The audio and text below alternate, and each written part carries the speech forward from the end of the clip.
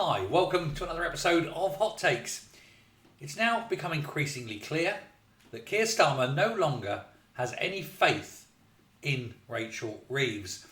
Normally, a budget is presented by a Chancellor, and the Chancellor writes the budget based on information handed to her, or him usually, by the Office of National Statistics, by the Civil Service, etc. It's all coalesced, presented.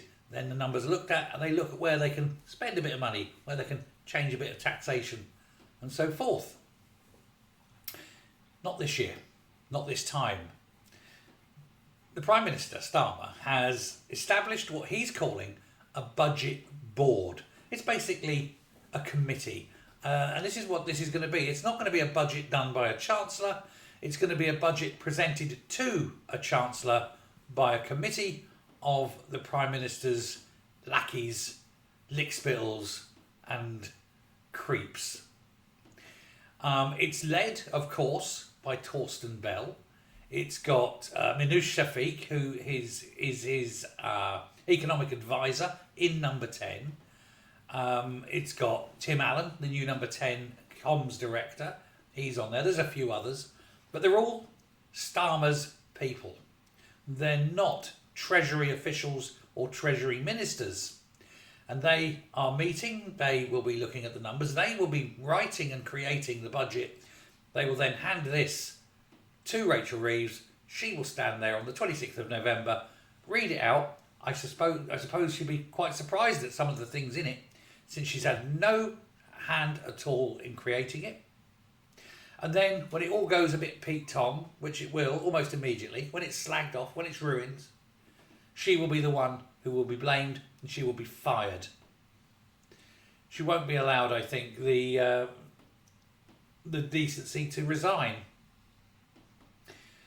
The point is, we all know this in advance. Even Rachel Reeves must know this in advance.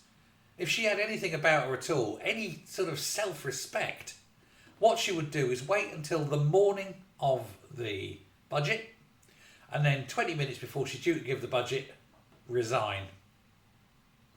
And just say, I'm not reading that, and resign, and go and sit on the back benches and glare at Starmer. Starmer would then have the panic stations of having to try and find someone who's willing to stand up and read what would effectively be the last act of anyone's career, because whoever presents that would know that it's a terrible budget and they're going to take the fall for it. So nobody will want to do it. But this budget board, it meets weekly. It does not, like I say, have Rachel Reeves in it. They don't report to her, they report to Starmer. Now, when the situation is such that the breakup of a relationship, professionally speaking, is so bad, you wonder why Starmer doesn't have the balls to just fire her.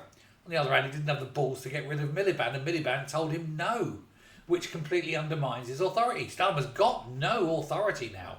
They just know all they have to say to him is no, Prime Minister, and he'll back down.